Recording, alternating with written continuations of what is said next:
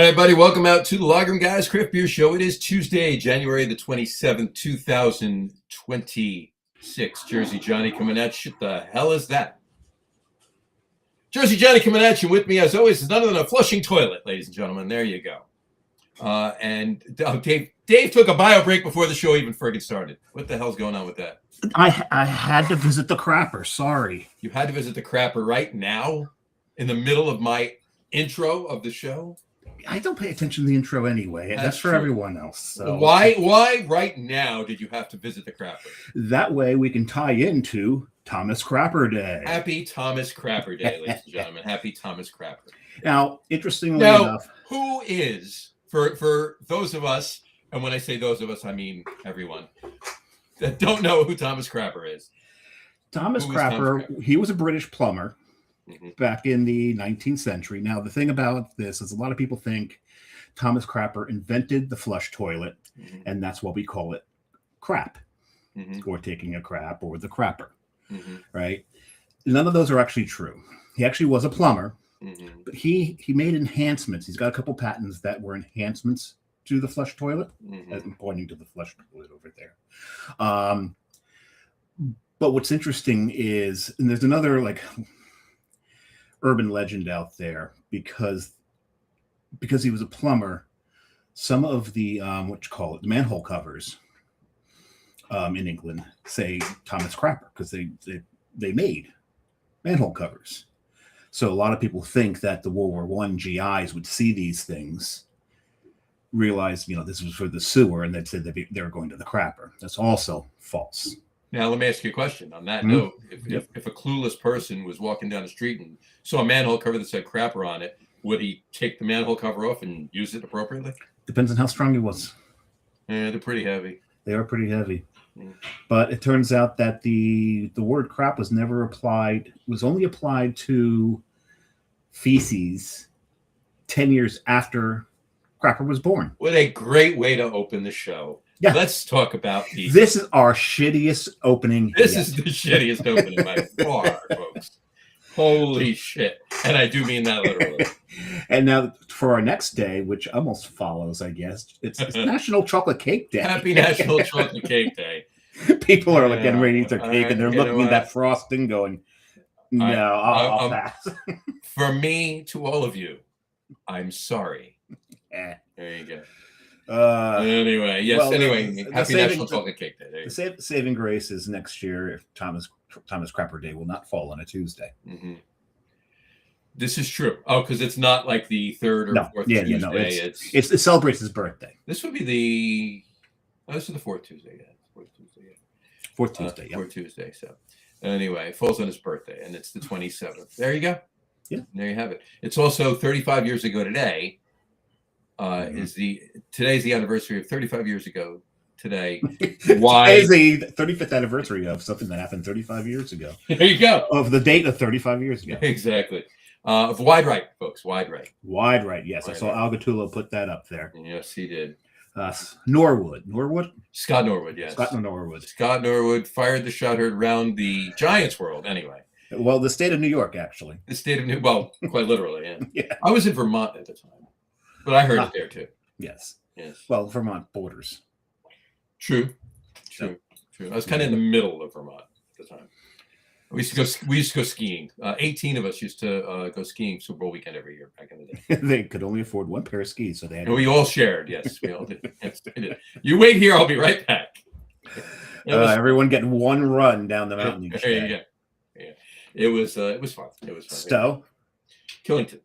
Okay. Killington. Went to Killington. Stayed east. We got 2 3-bedroom ski on, ski off townhouses. The Super Bowl party was ski on, ski off. Ski on, ski off. Is that Russian? Ski on, ski off. Ski on, ski off. Yes, it's Polish Russian. Polish Russian. Ski on, ski off.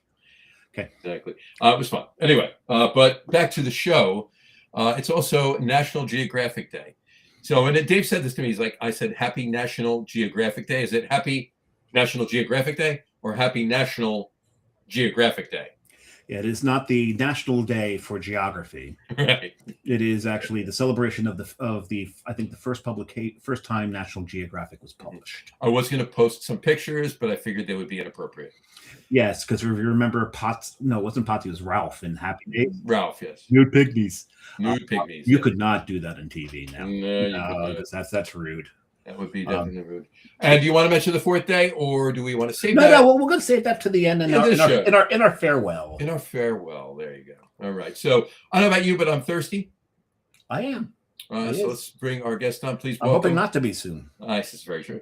Please welcome to the show this week, Mr. Tommy Hendricks from Troegs Brewing. Tommy, how you doing? I'm good. Thank you for having me. I'm happy to be here. Thank you for coming on. Appreciate it. And see, you didn't know you're going to get a history lesson at the beginning of the show, did you? No. You know, my day wasn't crappy enough. I'll tell you that. Hey, right in with it. There you go. So anyway, how are you on this fine evening, sir? Good. You know, trying to stay warm. It is bitter cold out there. Only one frozen pipe in this house, which is I guess good. I don't know. It could be worse. No. As long as it doesn't burst, it's not a bad. Yeah, we'll see how it goes. But no, I'm doing good. I'm happy to be here. I'm drinking a beer. You know, settling in. Why are we drinking a beer? What are you drinking? What are you drinking? Well, you know, I'm drinking some Troegs. But shocker. I'm drinking our new Pennsylvania lager. You know, right here comes in a nice 16-ounce can, also available in 12-ounce bottles, but not available in Jersey yet. But it should be coming out in the next couple months, hopefully. Nice, you know, traditional American lager, 100% Pilsner malt, decoction mashing. Very nice. Open fermentation. It's a tasty one. You know, a phrase that's become popular over the years: beer flavored beer, as they say. So enjoying it. We love beer flavored beer on the show. As a matter of fact, John and I are both going to be drinking a beer flavored beer. Yes, we are right now. Sunshine Pilsner. Sunshine Pilsner. I'd show you the glass, but I forgot to rinse it first, so there's all kinds of bubbles, and it looks awful. And I look like a complete rookie right now. Sunshine Pils. And I did rinse my glass, so I'll show you. You did. Yeah. Beautiful. But I'll show you. It's you see the bubbles on the side. Yeah. I'm going straight from the can, boys, but you know. Yeah, that's fine. This gives me something to do after the show, because I love cleaning up after I've had a few beers. Actually, sad but true. I actually do. I can't stop washing dishes after I've had a few beers. It's weird. Well, you know, I guess there's worse behaviors after drinking. This is very true. Oh, yeah. Back in the day, we're not going to get into that. No, I don't want to do that. Some of it appeared in National Geographic. Yeah, Dave used to be a nude pygmy. Yes. Back in the day. But then I grew a little bit, and they put clothes on me. Exactly. Yeah, there we go. He didn't fit into the loincloth anymore. So anyway, it was too big. Never mind. It moved. I wear it as a hat now. I wear it as a hat. There you go. Anyway, all right. So before we actually get into talking about some Troegs and some beer and everything else, let's ask you a question. The first question we ask every guest the first time that they're on the show. And that would be, to the best of your recollection, what was the first craft beer you ever had? I actually do remember this one. Now, I grew up in the Lambertville area, obviously formerly housed River Horse. Sure. Yep. I used to work for at one point, but this is before I worked for them. This was in college, but I was just like, oh, you know what? I've you know. That's why you look familiar to me. Yeah. Do you know me from my River Horse days? I think I was at a beer festival that you were pouring for them. Oh, probably. Yep. But anyway, I grabbed a 6-pack of Hop Hazard, you know, little pregame action before we walked over to New Hope, hit the bars. I was like, oh, you know what? All right, you know, this is interesting. and it's kind of all downhill from there. But that is the first one I remember drinking. Yeah. A beer that they do not make anymore. That's the first one back. It's a first on the show, and I don't think we'll get that one again. No, no, that's definitely. I think it's the first River Horse that we've had on the show. Definitely the first River Horse. Oh wow! Okay. So interesting, but no, a good beer though. Yeah. When they made it, I loved it. I loved that Lambertville location. It was. I missed that location. That was really, really cool. I mean, we used to make it, David, right? We take a ride down to 206, 202. 202. Yep. And then we'd stop at get off in East Amwell and go over to what was it? The brewery, Unionville. Yep. Have do a tasting of wine, and we go into Lambertville, hit a couple of shops there, then park at the brewery, go in there and get our 4 samples, right? And about 16 samples later, we'd walk out of there, but we'd walk over the bridge and leave the car there, walk over the bridge, and go hang out in New Hope. And what I loved about that brewery is you had to have a modicum of bravery to go there, because you go down that street, you're like, I'm in the wrong place. This is private property. You had to throw caution to the wind and go, fuck it, let's just keep going. It's supposed to be this way to actually find the brewery, because like I said, it looked like you were in someone's driveway. Yeah. And you couldn't see it for the longest time. No, you couldn't. So it took a while to get to. I think the first time I went there, I actually turned around, went back to the main street, looked at the map, because we didn't have cell phones back then with Google Maps on it. But no, it's supposed to be back there. And then like, screw it, I'm just going. And then it's like, oh, there it is. But I just love the whole gravity feed thing that they had going there. Yeah, I never worked there when there it is. And I'm showing that picture. You know why? That because Tommy's on the show. No, that isn't an old picture. That's from a year and a half ago. It's still up. Oh, they still have those. Oh, that's cool. Yeah. Well, it's interesting. I mean, I obviously always knew that brewery to be there. It's like it was there for most of my cognizant life, and obviously I didn't know what the deal was when I was a kid, but like I went to the gym that was attached to it during high school. I remember, on brew days, you'd be like, what the hell is that smell? And then, now it's like music to my nose. That like, smell, but I'm working out, but I want cereal for some reason. Music to my nose. I like that. Music to my nose. That's but you're gonna tell Eric. Then I also, one of me and my cousin, we went to the library like during high school one day and just like made a movie with like, they did like some program, like the local library, and it premiered in there at River Horse. So like, there's like a lot of history with River Horse for me. And then eventually I worked for them, which was, fortuitous. Let's, before we get into that, and then we'll continue on that conversation because that's where we're headed. But the next question we always ask everybody is, what was the first brewery you visited? I can imagine that it was indeed River Horse. No. Ooh. No, it was not River the plot Horse. Thickens. The plot thickens. The first brewery. So this one is actually hard for me to remember. It was one of 2. They're both Pennsylvania brewery. One that I work for currently, Troegs, or it was Yards. It was one of the 2. The old Yards. I like the old Yards better. Oh, yeah. I mean, the new place is cool, but it's a restaurant and a factory. Yeah. The food's good. But yeah, it had to have been one of those 2, because I remember my first time at Troegs. Me and my buddy were headed out to Hershey to see Van Halen, and Van Halen canceled on our way out there. Oh. And he's like, well, you want to just go to Troegs? Because he went to college out there. And I was like, yeah, sure. Great experience. But, and then, Philly, anytime I went to a concert, it was down there. So definitely hit Yards at some point. So it was one of those 2. So we'll put down Troegs or Yards. A Pennsylvania brewery, not a Jersey brewery.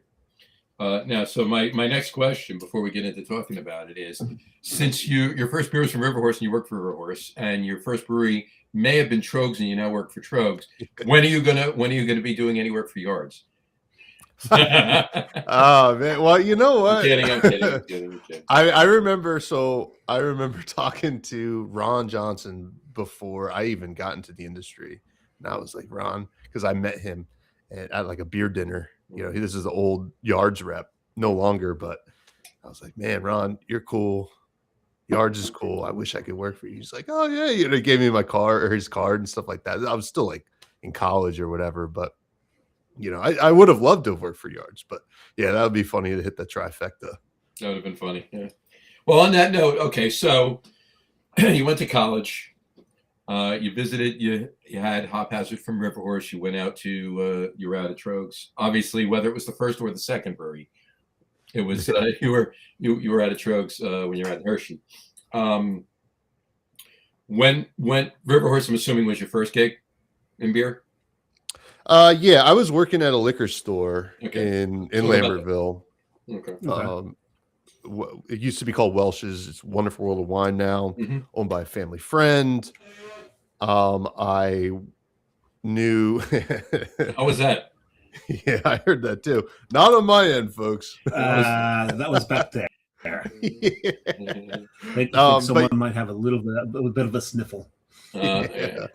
But I was working at the liquor store while I was finishing my degree at Ryder, and you know, one of the 100 reps lived right down the road, and he'd be in all the time. You know, that's where he would shop, and I would chat with him all the time. We had a lot in common. We were both Packers fans and Yankees fans, so like, you know, we would chat about that kind of stuff. And obviously, I love beer, so I tried, and it was a pretty, you know, hey, I don't want to put Wonderful World of Wine on blast right now, but it was a family-owned operation, so we got to sample a lot of the wares. Sure. You know, so I got a nice little education. Got to give a shout out to my boy Phil Pittori, who was the beer manager there at the time. He taught me a lot. You know, he had written for, I think, was it Philly Beer? Was that a old publication, Philly Beer Mag or something like that? Philly Beer Mag. Yeah. And, you know, taught me a lot. Graduated, started working there more. Talked to Brandon, you know, who was 100 in rep at the time. Obviously, 100 in was a craft beer distributor in Jersey here. No longer, unfortunately, but talked about it many times on the show. I'm sure. Yes. We've said, I've said this to you. The worst thing that ever happened to craft beer in New Jersey is 100 in closing. You got that right. And yeah, I think his girlfriend at the time worked at River Horse and then left. And there was an opening, and he was like, "You should apply." I applied. He gave Chris Walsh an email. You know, shot him an email saying, "Hey, this kid applied. Yada yada yada." Next thing you know, I'm knee deep in the craft beer world, selling it. Didn't know what the hell I was doing. So that's my story. That's your story, and you're sticking to it. Yeah, so far. So what were some of your favorite releases? I got to ask for River Horse. Ooh, Hippo Hand, the Buddha Hand Fruit Double IPA was awesome. Belgian Freeze got me into a lot of trouble. Belgian Freeze got a lot of people into a lot of trouble. Yeah. It was sneaky. Yeah, and you know what? And it's still a good beer, and I don't take anything away from what Chris and everybody is doing with the brewery and the direction and the, you know, very large batches of beer that they make now. But specifically talking about that beer, I did my love for it was just slightly a little higher when it was a small batch beer. Sure. Bigger batch. It was just so, oh my God, the beer was so good. Yeah, Belgian Freeze was a banger. I really love that beer. In terms of releases, at the time when I was working there, they were still doing Hypnotizing, which was a really solid IPA. recipe Special Ale, if you remember that Special Ale was good. I like Special Ale. Yeah, I mean, it was like an amber ale that used to be a bitter, ESB or whatever. Yeah, but it was an amber ESB. Yeah. Basically, it was one of those beers, and you know what, skipping ahead to like Troegs, like when you kill an amber, right, out of your portfolio, you get the most outrage, I would say. But like on a small scale, just like those are the loudest voices, like the littlest voices are the loudest ones, right? Because yes, like a Special Ale when I was River Horse killed that, because just it just unfortunately not really the style of today, right? Not of today's palate, and it's just hard to justify brewing it. So that one killed. I remember a lot of angry people talking to me. I'm like, I think ambers will come back though. Ambers, I've been saying that too for 10 years. They will. And then Hopback Amber at Troegs, that was another one that, like, 100 in reps, buyers and consumers all were pissed off about that one. That was like, well, where were you? You weren't buying it, So well, I think one of the reasons for that they just wanted it's like a diner taking the Monte Cristo off of the menu, right? No one was buying it, but just the fact that it was on the menu. But I think it was available for any time that they did kind of feel like having it. But I think that Hopback, the outrage of getting rid of Hopback, there was something else there. Because back in the day, Nugget Nectar was built off of Hopback. So everyone thought, if you're getting rid of Hopback, or you're getting rid of Nugget Nectar, everyone thought that was the death of Nugget Nectar. So I think that had a lot to do with the outrage, more so than taking an amber off the list. Well, also, if you look at like the history of like craft beer in New Jersey and looking at Hunterdon, like, back in the day, their lead IPA was 60-minute, right? Yeah. And their lead amber was Hopback for a long time. Sure. And, you could look back at the sales like data. You're like, wow, Hopback used to just slay on draft. It was really cool, but it's just sign of the times, right? Well, I'll be honest. Years ago when I worked for Defiant, they're one of their top, usually two, but definitely top three beers was Muddy Creek, their amber lager. And that was all over. That was in the brewery and sales in New Jersey, New York. It's crazy. And you would think it's not amber ale, it's an amber lager, but they went through a ton of it. But, well, it gets to a point, right, where like you become one of the few breweries that's making a certain style, right? Like I look at like Troeganator for Troegs. I'm like, well, not a lot of people are making a double bock like that accessible, right? And it still does well for us. So. I wish I had one of them. Oh, it might be coming later. But no, you're absolutely right.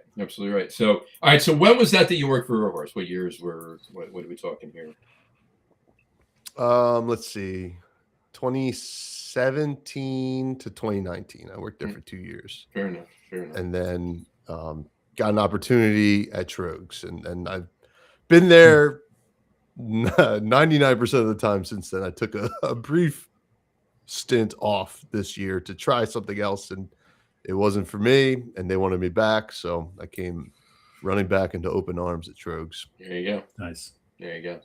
The industry's, like that in a lot of ways, with a lot of people. But all right, so 2019, you jump into Hershey, so to speak. Yes. What would you please rephrase that? Do you make the move to work at a brewery in Hershey, Pennsylvania? Park. Okay, that's better. Okay, so better. Shout out to Tommy Crapper. Hey, kind of bring it up every now and then, or push it out, one or the other. Yeah. However it works. You done with your first beer there, Sarah? I can be. I have a little tiny bit left. Num num num nums. Oh man, I'm telling you, it's not because I wanted to get over with this. I love this Pilsner. This is really. Oh yeah, it's Sunshine Pilsner, one of my favorites. You know, it's such a unsung hero in our portfolio. You know, it was a seasonal for us that we moved to year round. The sunshine tag is a little bit. I will say, as a salesman, it's a little tough when it's -5 degrees out. But I think that beer is great all year round. Oh man. It's Croisen too, which is like not a lot of breweries in the States are doing Croisen Pilsners that are, you know, scale. So it's a great beer. It is a great beer. I am looking forward to this next one, because I haven't had it in so long. And we were talking about it earlier. That is the color of it, but it is this beer right here. This one right there you go. It's been a hot minute since I've had a Nugget Nectar. And we got to put that up there. There we go. I gotta finish mine. Yeah, right. There's the color. Yeah, beautiful dark amber color. Oh my god. Hold on. Music to my nose. Music to your nose. There you go. You know, that's a very good beer name. I wonder what brewery I can get to brew that. Dave. I wonder what brewery I can get to brew that one. I don't know. Stop touching yourself. All right, there you go. Yeah, Nugget, once a year release for us. This is John Troegner's birthday beer, January birthday, just like myself, you know, kind of. Yes, by the way, it was a week ago, but happy birthday, Tom. Thank you. Appreciate it. Happy birthday, Tom. Nugget Nectar is such a storied beer for the brewery, I think. Just kind of like, so, you know, the little ticker at the bottom of the screen right now says double red ale. I mean, that might be what it is, but like it is. I thought it was a double amber, wasn't it? Yeah, it's an imperial amber ale, right? Yeah, imperial amber. We can adjust that. At the time, he has the technology, which sometimes craps out on him. At the time, nobody had like even thought of what that was. You know, this is the early 2000s. Is that better? Oh yeah, there we go. Yes. Music to my eyes. But you know, it's just you're running out of organs. Yeah, we'll get there. There's plenty more. We'll get into the phalanges at some point. But music to my phalanges. Music to my toes. Yeah. But Nugget Nectar, just at the time, like the hop craze hadn't really quite started, but like people wanted, you know, to kind of challenge their palates a little bit, and we kind of came out with this beer, and it was that nice amber malt bill just really was super approachable and familiar for a lot of like the adventurous drinkers at the time. And then on top of that, we got just like great aromatics and flavor profile from the hops. It's amazing. It's just like this is, and Dave's heard me say this a billion times. Tommy, you may have even heard me say this. This is one of those beers that I don't want to drink because if I drink it, the smell will go away. Yeah, exactly. Well, the thing I remember most about this beer, this is early on, one of the beers that people waited for to be released. Yep. Mm-hmm. And when it got released, it was a race to the liquor store because they'd run out. If you didn't get your Nugget Nectar within the first week of it hitting the stores, you were screwed. Yep. You didn't get it. You had to find somebody who got some and beg a bottle from them. This was before the days of people lining up for can release or big stout release. This is just releases to the stores. People were waiting for truck chasers. Truck chasers. Yeah. Rest the 100 in truck. Let's go. It's kind of it was like back in like to look at like 100 in as an example.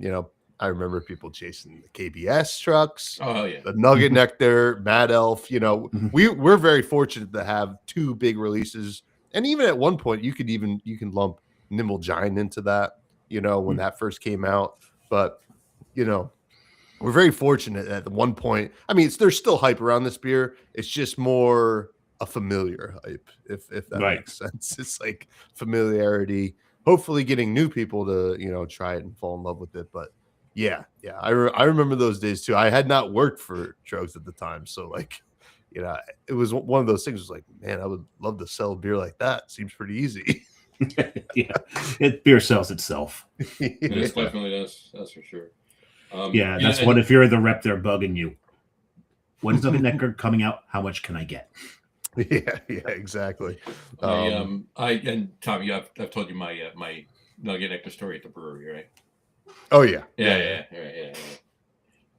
And Dave knows it, so I won't bore him again with it. But in any event, this is, and you know what? While I was drinking that Nugget Nectar, I was eating that. Oh yeah, one of our pretzels. The pretzels there. Oh God. And they're made from spent grains, right? Yeah. We spent grains. We're always switching up our menu. I mean, I think that one's still a mainstay. I've never seen the pretzels go away. Yeah. It was. I remember it was my first trip there ever, which might have been my first brewery trip. I wish I could remember. It's one of the that two. Was. Yeah. We definitely got the pretzel.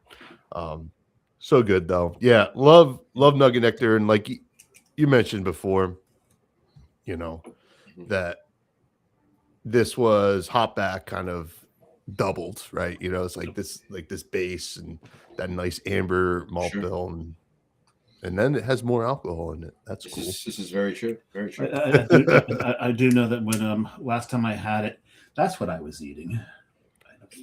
You got to go in a pizza. It's a pizza. Oh, pizza. Oh. Yeah, From? That's actually from Lovey's in Morris Plains. Okay. John, we just about that earlier. We were just talking about that earlier. But it actually, I checked it in saying Happy Nugget Nectar Day. It's on Tapped. All right, cool. Because it was, that's the day it was in that year. That's going quite a ways back. That was February 9th. Very nice. Okay. Yeah. There was. I mean, now it releases a little bit earlier these days, but yeah, it would be late February, January, early February in Jersey usually. Hunterdon always liked to hold off and get like a later batch for February release. I remember just because January's tough. Yeah, you're not selling a ton of beer in January. The two shittiest months of the year in the beer business is January and July. So yeah. Well, and that's the real selling point for Troegs in general is like, hey, we have this nice bright spot and it's like dark wintry time that nothing's really going on in the alcohol industry, but hey, here's this big release. So that was always cool, and it still holds true today, I think. Well, in January, you also have the added thing, the added issue, and I mentioned also in that check, and not only was they celebrating Nugget Nectar Day, but the fact that my neighbor across the street had plowed my driveway for me. There you go. So, but it's the snow, getting out, getting the beers. You don't get to the bars a lot because even when you can get out of the driveway, get to the bar, you got to be really careful driving on those streets after a couple. Oh, yeah. So, as opposed to not even caring about driving on the streets when there's no snow on the ground. Oh, there's that. have at it. No, don't have at it. We don't condone that. We don't condone that. If it's above 50, have at it. No. Catch up on a couple of comments really quick. Brian Boak is watching. Cheers. Hey, Brian. Just got out of a meeting, heading to the basement to get a beer, and then he got that beer. His first beer is his Belgian Saison. Oh, okay. Hope you brought the hot dog down there so that just whining at the door. Exactly. And then Vanessa dog. And then Vanessa Kitty. Hi, Vanessa. Hey, Vanessa. Hello, Vanessa. How are you? How's Connecticut? Let us know. Probably cold and snowy. Yeah, I was going to say, let us know how much snow you got up there. We got 3 inches of snow down here on top of a foot of ice.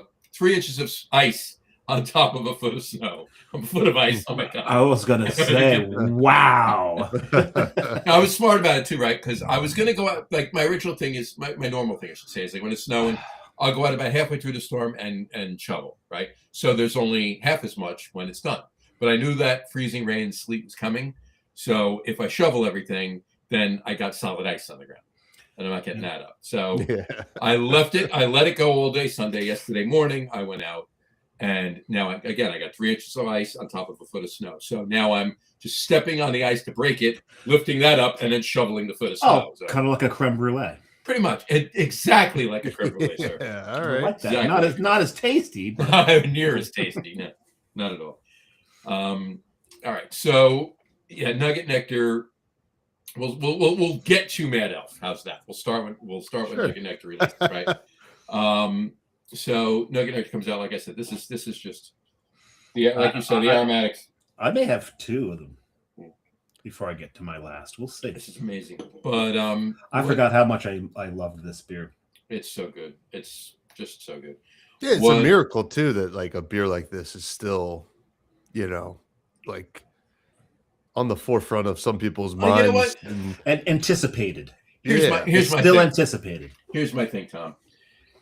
One of my favorite beers to drink from, say, the beginning of November till the end of December, beginning of January. Here comes Celebration. Is Sierra Nevada Celebration. This just continues that flavor profile. There you go. Oh yeah. It's a nice. I mean, listen. And if you look at it, there's nuggy squeezings. Oh yeah. Rebrand. You can't say Sully squeezins, Sully drippings. Yeah, can't do Sully drippings. That's why I say that's why I say squeezins. Nuggy squeezins. Nuggy squeezins. There you go. Yeah, no, this beer is awesome. I always look forward to it. It's one of those ones like, it's like, okay, like I hope that it sells out of my wholesalers pretty quick. So all my leftover samples are for me. It's like, okay, here it goes, right into the fridge. So it's a great beer. It is. It is so good. So good. All right. So now what let's talk about the core items. So the core beers, year-round beers, not seasonal, not seasonals. Obviously, Sunshine Pills is one of them. Continue. Read the hat. What was that? It's John's hat.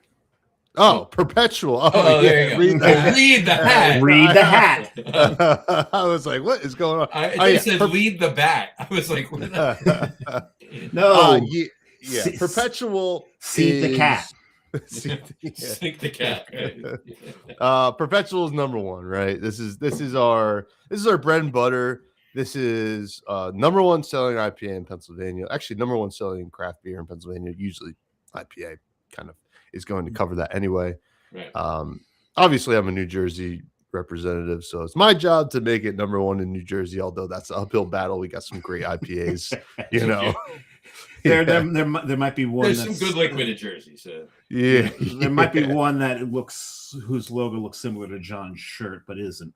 That's at the brewery. The beer's logo, the beer's logo, and it's in every damn restaurant you walk into. Yeah, listen. So. There's more head high lines than there are Sam Auger lines in New Jersey. Oh yeah, easy. Yeah. So settling for 2 is not a bad thing in Jersey. Yeah. We'll take 2. Hey, we own our home state, and we do really well with Perpetual across our whole footprint. But Perpetual, just kind of a West Coast style, right?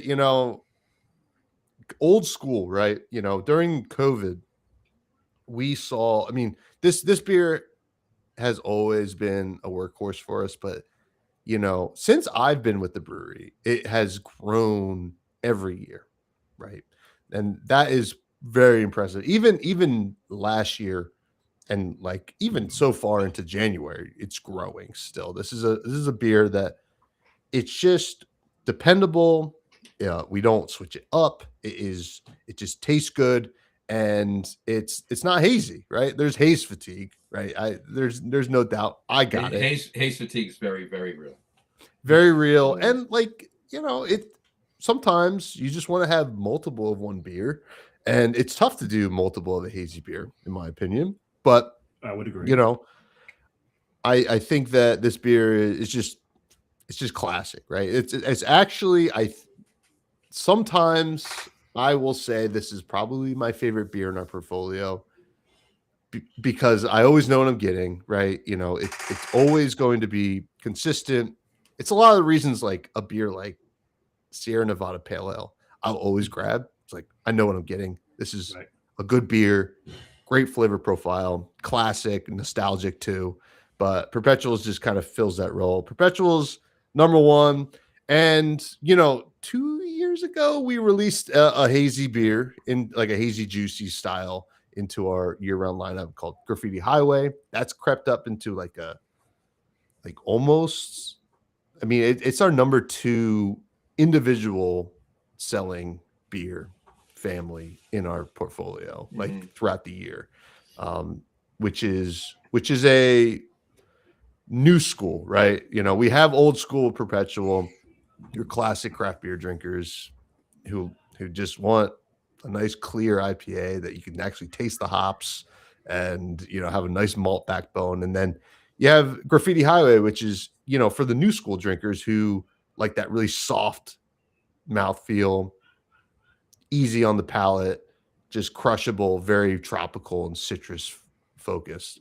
So those are 2 big IPAs, right, in our portfolio, and then in our year-round portfolio. And then the big switch up, right, from there is Troegs, our most awarded beer, a double bock of all styles. Just honestly, I mean, I tried to get this slogan going with our marketing department for a long time.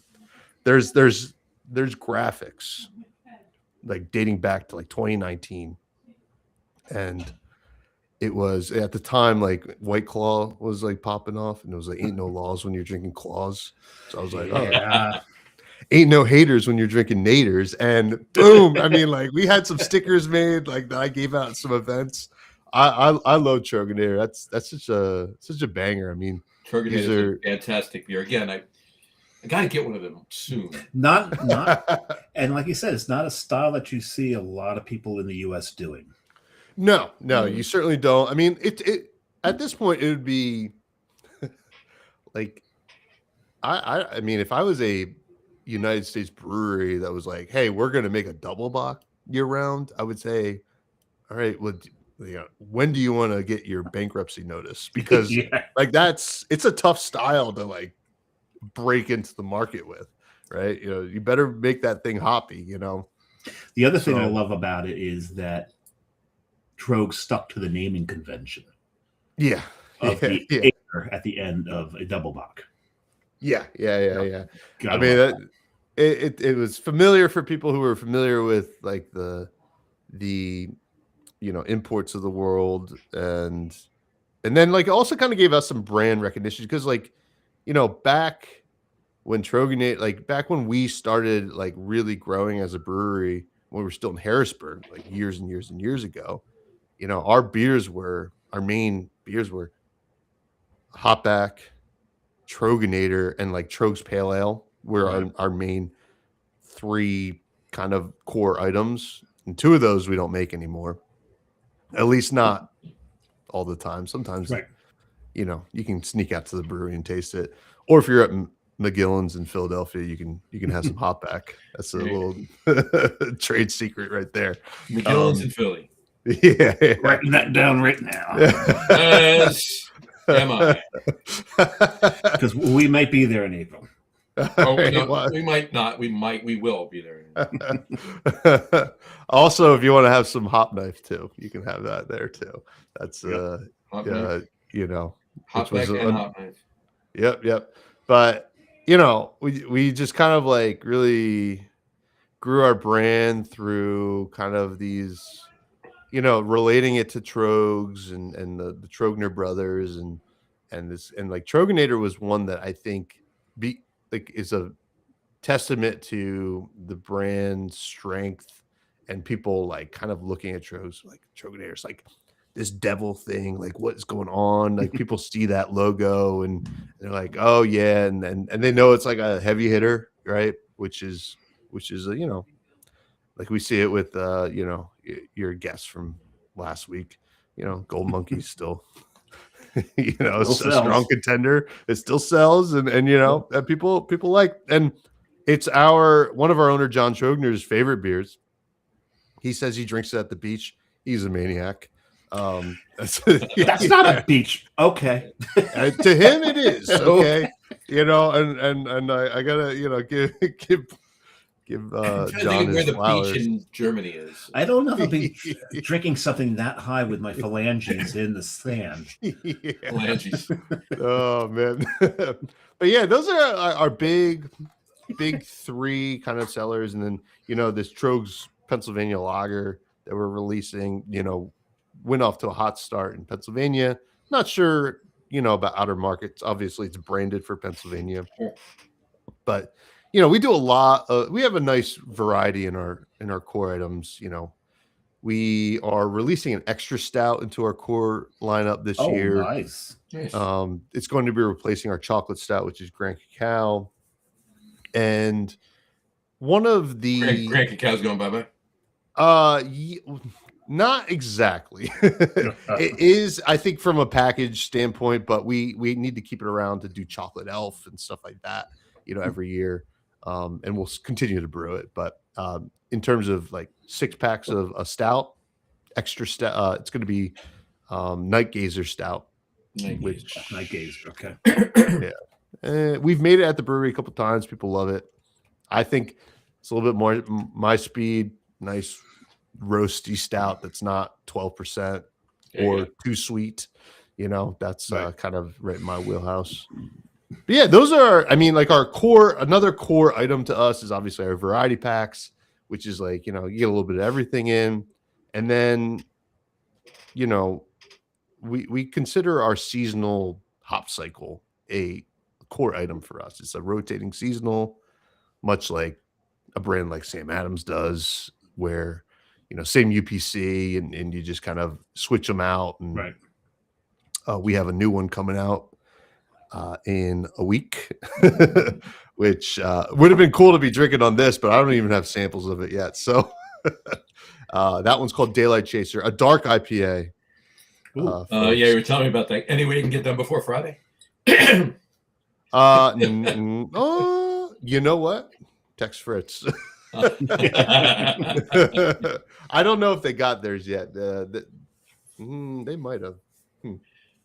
We'll have to figure out. There's like 17 beers. We got to pick 4 or 5 of. I know. But Daylight Chaser is gonna be cool. It's a dark IPA, and you're like, a black IPA? No, not a black IPA. Not a black IPA, a dark IPA. So you're gonna be looking at this beer. It's gonna look darker than a Nugget Nectar, and gonna be way more tropical.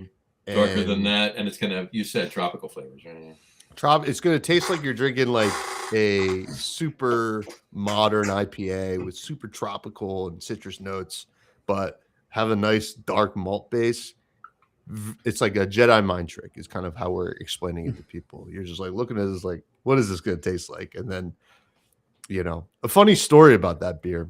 We were at the brewery for a meeting and they're like, do you guys want to taste it? We have a scratch version of it. I'm like, yeah. I'm like, bring it up. They bring up a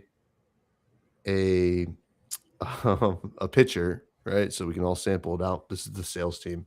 We're like, oh, really excited. They pour it out, and I'm like, okay. Look very dark. We start sniffing it.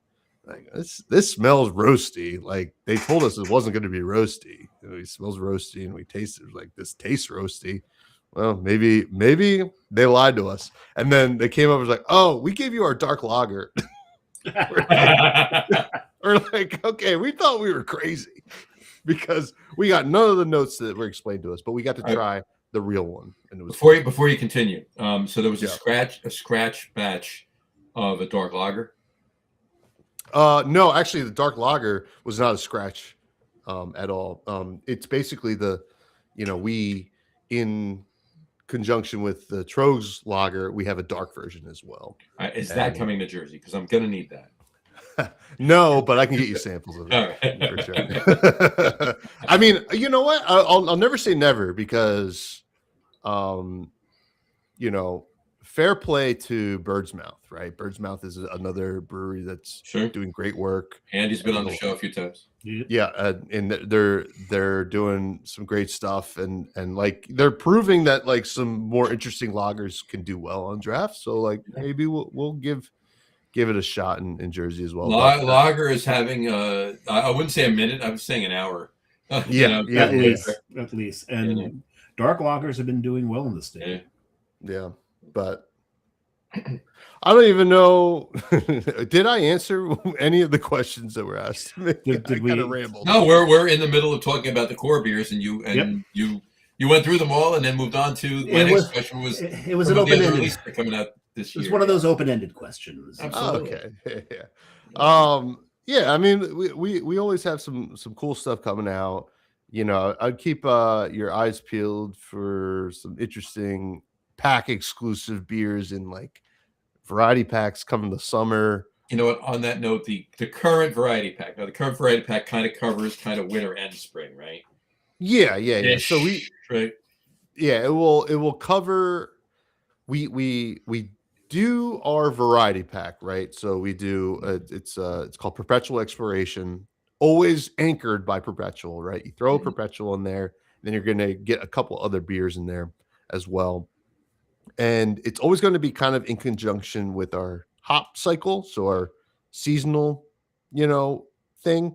But it comes out a little bit later. So, if you see Blizzard of Hops in the winter one, it wasn't the same batch of Blizzard of Hops that we brewed, and sent out in like around like Halloween, right? Yeah. It's closer to like the actual winter season, so that we can kind of blend it in. It just makes more sense logistically, and also, with whatever is going on with our portfolio. So that one came out, and we'll have the spring one out maybe in a month or so. But we also do, in the past we did like a summer 15 pack.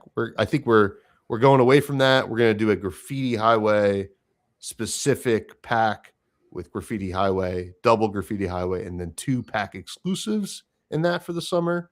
Okay. Different variations of Graffiti Highway. I think a single hop, and get ready for this word that you probably haven't heard in a while, session. Holy smokes. Ooh. What is this? What is this session word you speak of?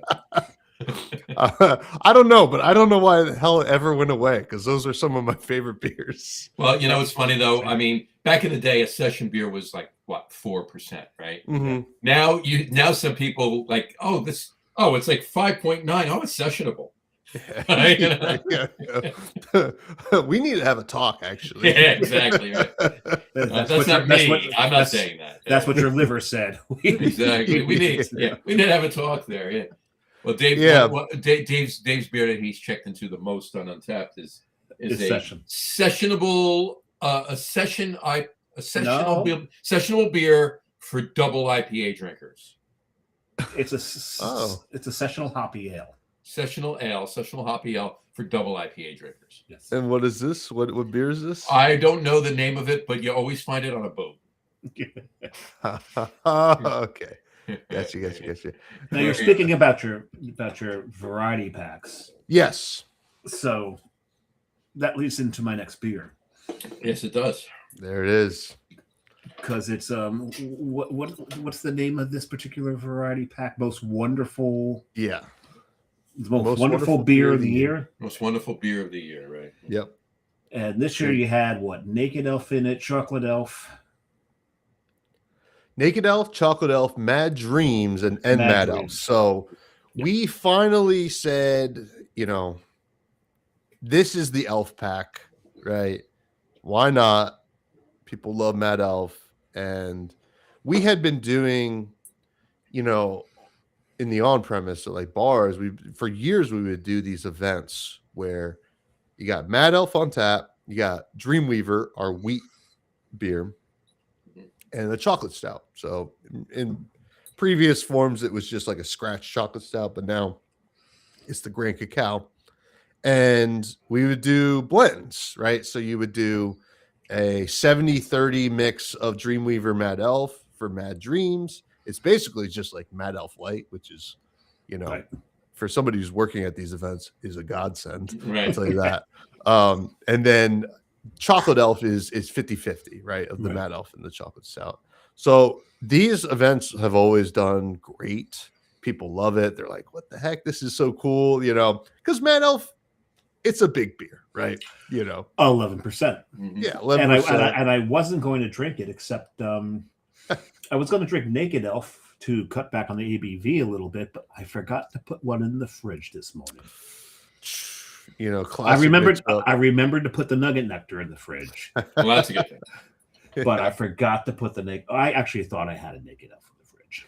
I gotta ask you. But it escaped, ran around, and the police were called. There you go. I gotta ask you, Tom. Is it just my memory, like, making me think? What was the like the Mandela effect, right? Like, am I remembering something that wasn't the case, or was Mad Elf at one point 11.3%? Not since I've worked there. That's true. You got there in 2019, right? Yeah, 2019. I remember buying this, for with the bar I ran back in the day. Yeah, and I'm going back to like 2010 and on from there, or even before that. And I remember it being 11.3%. In 2010, it was 11%. In 2010, it was 11%. Okay. I no, wait. Well, hold on. Was that AI on Google? Nope. This actually looking at an old bottle or something. Yeah, I can't confirm nor deny. Now it's saying typically 11%. Typically 11%. Yeah, all right. I just, again, it could be a Mandela effect kind of a thing, right? But I'll give you the 0.3. I honestly do remember it being 11.3%. Okay. Yeah. I'll give you. I mean, now, do you remember it being 11.3, or did you have 3 11% beers? I may have very well had 3 of them. Because at that particular in half an hour. Well, I'll tell you. No, seriously, because I had one line. I had 16 lines at the bar, right? And eight of them were all rotating sixtils. The other 8 were 4 macros and then 4 seasonal or ish halves, right? Bigger kegs. And the one line, I'd have an Oktoberfest line which went into something else, but I'd have a pumpkin line, and when that pumpkin was done towards Halloween, Mad Elf went on, and Mad Elf stayed on until January. So I'd go through keg after keg after keg from 100 on halves. I'm talking. Oh, wow. Yeah, and like I said, I remember it being 11.3, but I mean, I could be wrong. It could be. I can't find anything that points to it being 11.3 at any point. Yeah, like I said, I can't confirm nor deny, but I'll give you the 0.3. I'll give it to you. All right, fair. And but, I mean, I'm fine finding out either way. I just remember that being that way. Yeah. Mad Elf's a beast, still. And to speak on the fourth beer in that one pack, the most wonderful beer of the year pack is the Naked Elf, which is just stripped down Mad Elf, right? No cherry, no honey, no chocolate malt. So basically a Belgian strong blonde, right? It's not a strong dark anymore. It's a strong blonde. Right. It's a chocolate. Yeah. Right. So it's that beer is awesome too. That one's just like kind of one that we would do like randomly in the summer on tap at the brewery, and kind of became like a little bit of a cult favorite, and it just made sense to throw in that pack. But Mad Elf is a beast of a beer. Like I said it before, we're very lucky to have like some really great once a year releases. I look at Nugget Nectar, I'm like, that's awesome, right? An Imperial Amber Ale. Who's making that? Like, right. Whether the palates of today are ready for it or not, this beer is awesome. And then Mad Elf, everybody's got a Mad Elf story, right? That's so cool. It's become very traditional. People are like, got to get my 6-pack of Mad Elf for the holidays. Very cool. gotta deal with the in-laws, whatever, you gotta do whatever you gotta do. We have some other good once a year releases throughout the year as well. Nimble Giant I mentioned earlier. That's the Nimble Giant. Fall in love with Troegs. I was like, whoa, big, like West Coast style double IPA, hit me with pineapple and pine. It's just like so good. And then also our Oktoberfest that we started releasing out into the world. Troegs Oktoberfest is fantastic. It just really is really good beer. Yeah, it really is. Beer. And we obviously do lagers great, right? Like we talked about Sunshine Pills, Troegenator, and even this Troegs lager. We do lagers great, and Oktoberfest is no different there. So, and this past fall, you guys did Leaf Seeker too. Yes, which was another new IPA in our hop cycle series, which is something that the only one that has not changed in the hop cycle series over the years, right? So this is our 4 beers that we do seasonally, 1 UPC, right? You can expect one come after the other. The only one we've done forever is Blizzard of Hops, which is a great beer, right? And we switched up a bunch, like Daylight Chaser, which I mentioned, the dark IPA, that's switching up something. That's a new one this year. Leaf Seeker this past year was new. West Coast style IPA. It's back. I mean, that one did so well. That beer was awesome. I really love that beer. And then Field Study in the summer is our summer IPA, which is a nice, sessionable, depending on who you're talking to, IPA. But Leaf Seeker at the store, there was only one person, let's call him a customer. Sure. Okay? That bought and drank more Leaf Seeker than I. Oh wow. Okay.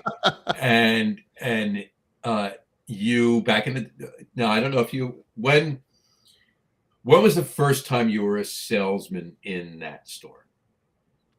So funny enough, I never had Union County until I came back to Troegs this year. Oh, so we switched up territories.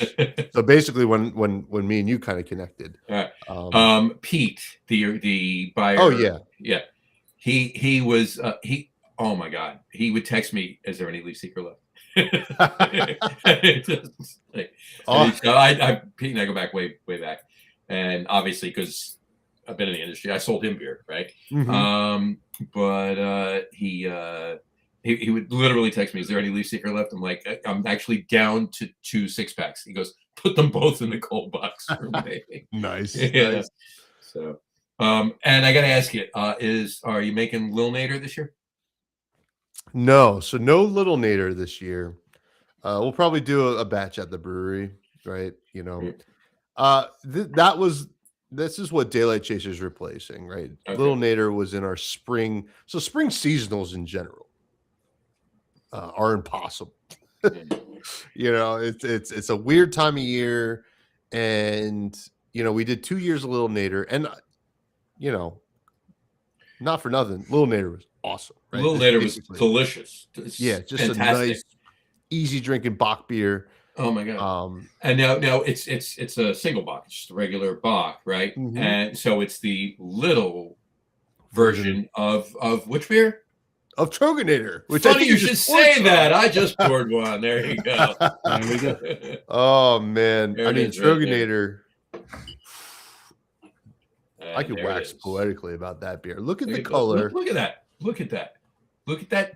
I mean, that is beautiful. Ruby chestnut hue. Oh my God, it's gorgeous. You'll get notes of like bitter chocolate, some stone fruit. I'm a blue cheese. Give us a minute. You go ahead. I'm a blue cheese fanatic, and whenever I have a Troegenator, I'm like, God, I wish I had a nice, delicious blue cheese with this right now, because it is just such a good pairing. I love this beer. I got to be honest with you. That sounds fantastic. I may actually have to. I actually have to open another one with some blue cheese later. For lunch, I had a Camembert for lunch. Ooh, all right. That's Camembert and Gorgonzola blend. That sounds really good. Oh, it was fantastic. You're living the high life on lunch. Holy smokes. Yeah. And cranberry encrusted Stilton. I love my cheese. So, John, I've been doing some research. I have found references of Mad Elf at 11.7. Okay, wow. 2015, apparently, it was at 11.7. Okay, all right. And I did find 2 references to it at 11.3. I just can't get the year. I remember 11.3. I couldn't tell you which year it was. I remember somewhere between 2009 or 08 or 09, somewhere in there, and 2019. With all the Mad Elf I bought, at some point it was 11.3. That's what. But for some reason in 2015, Mad Elf was 11.7. Well, it just the yeast did a little extra. Yeah, it went a little. Year, that propagation of that particular strain went a little overboard. So you're saying so you're saying the flocculation was really good. Flocculation, one of my favorite brewing terms ever. Flocculation, yes. It sounds so dirty. But you know what though? Kudos to you guys, right? To Troegs. And to put it at, let's say it was 11.3. Let's say all along it was 11.3. I mean, I'm being hypothetical here, right? But and then 2015 it was 11.7. Tell yourself what you got to tell yourself. But I'm just saying, I'm being hypothetical. But then all of a sudden it's 11.7. Now you can have a plus or minus 0.5 difference to what it is. So if it was 11.3, then all of a sudden 2015 it was 11.7. You don't need to change the label because you have that plus or minus 0.5 that the TTB doesn't. Okay, yeah, you're fine. Yeah, that's why we have so many beers that come in at 6.66. Right, exactly. None of them are 6.6. No. Not a single. That's a marketing thing, but as long as it's within 0.5 plus or minus, you can do it. Right. You're right. So nobody's getting a ZOM out. Yeah, I'm looking at you, Jersey Cyclone. Oh please! Before Jersey Cyclone. I know, but that's the only one I can think of at the top of my head right now. No. Wait a second. Didn't Rick do a 6? Rick did it. Yes. 6. Yeah, Rick did it first. Yes. Jersey Devil. I think they're both Jersey Devil beers, as a matter of fact. Yeah. That we're referencing here. It was 6 point. It was 6. It was the ABV, and Rick's was before that team existed. So right. The ABV on that beer was 6.66%, and the IBUs on that beer were 66.6. Yeah. Also, doubt it. No. Hey man, they were close. Ish. I read the readings. They were close. They were within the realm of they're okay at this one. Anyway. All right. So yeah, amazing beer, Tom. All year long, everything that's going on. We'll get back to some events and some other things in a minute. The brewery out in Hershey. It's just an amazing place. And I've had this picture up for I've had this picture up for a few minutes now. I just want to show it, and anybody listening to the audio podcast, tune in at 1 hour and 8.5 minutes into either on the YouTube channel or back on Facebook. Yeah, skip the rest of the crap. Watch the whole thing, please. But if you want to see it directly, you can skip it after that. But this is one of my favorite areas of the brewery. It's right in the front too when you walk in. Mm-hmm. Those fooders. Oh my God. Oh my God. I love it. I love it. I tell you what.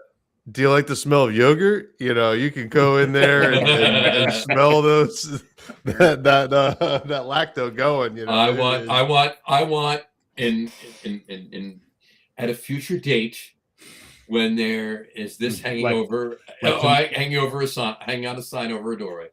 I want 2 fooders, 2, and they don't have to be big. Well, half batch into whatever, that's fine. I want 2 fooders. One that's going to be lacto. It'll be an infected fooder. All right. The other one's for lagers, just for lagers. It's no wild yeast, no nothing. It's just for lagers. And And there's been a couple of breweries, and there's one in Pennsylvania actually made it fantastic. I don't know. You get out to Pittsburgh at all? Not as much as I'd like, but there's a brewery out in Pittsburgh called Troegs Brewing, and they make occasionally they make a Schwartz beer, and they lager it in a foeder, and it is so good. It's really really good. Yeah, and I think it's a small foeder, and they're not releasing it to public. It's a brewery. It's a tap room only thing. But it's and they can it. They can a small amount for sale at the brewery. So I brought a 4-pack or 2 home. When I'm out there, but it's so good. It really is. But anyway, so that's why. I mean, I love fooders and what you can do with them. And when the first time I ever walked into that brewery, and I walk in, and you don't have to walk in. I mean, the windows. As you're walking from the parking lot in, you're just looking at those great fooders sitting there. It's amazing. So anyway, talk about the brewery. Talk about the space out in Hershey. Well, the fooders are interesting, right? Because I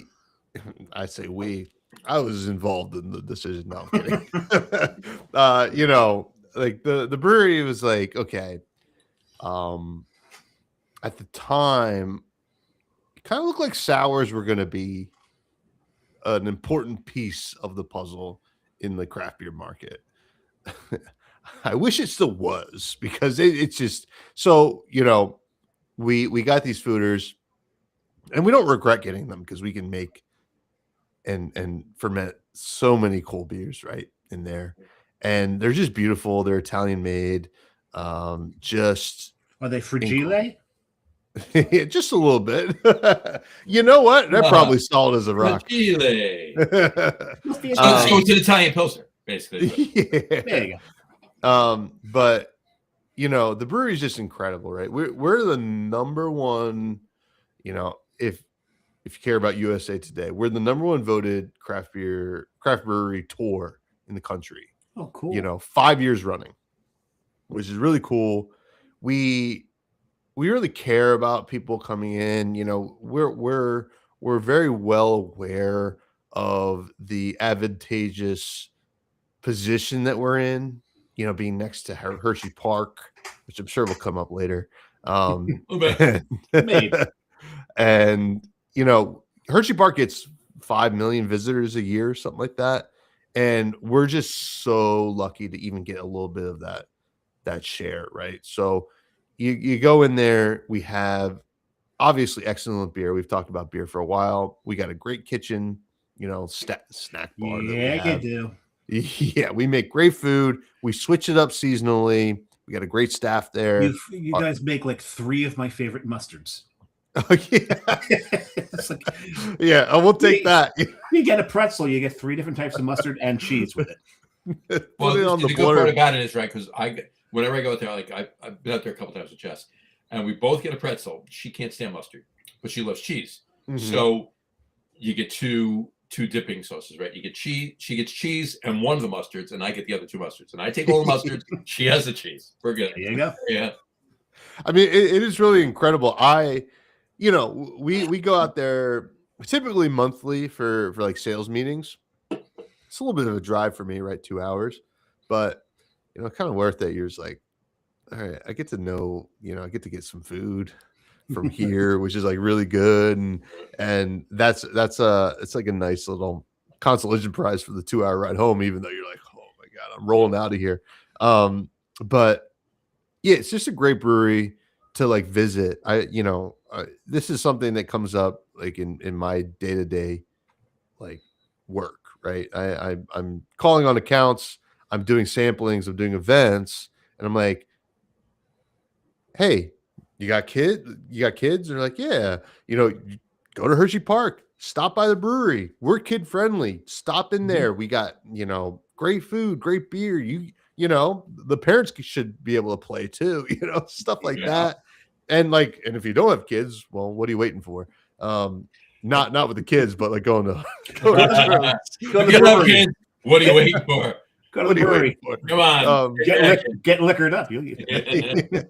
But it's a really good time out there. We've expanded it, over the years, I mean, it's even different now, or it's different when I started from the time that I visited, and that fateful Van Halen cancellation. David Lee Roth wasn't feeling good. Now, so this is later on. This is like when David came back after. This is obviously post Gary Sharon. Yeah. Mm-hmm. So, what was the line in the Bowling for Soup song? Who the hell is that guy singing in Van Halen or whatever? But it's a great place to visit and great tour. I really recommend it. We've just expanded a whole nother wing where we added a whole brand new canning line that's just like state of the art. We also there's a ball pit. No, there should be a ball pit. We got a room for it. And we also have the ability to start doing. There's a whole amusement park next door. Yeah, go there. But a ball pit in a brewery, come on.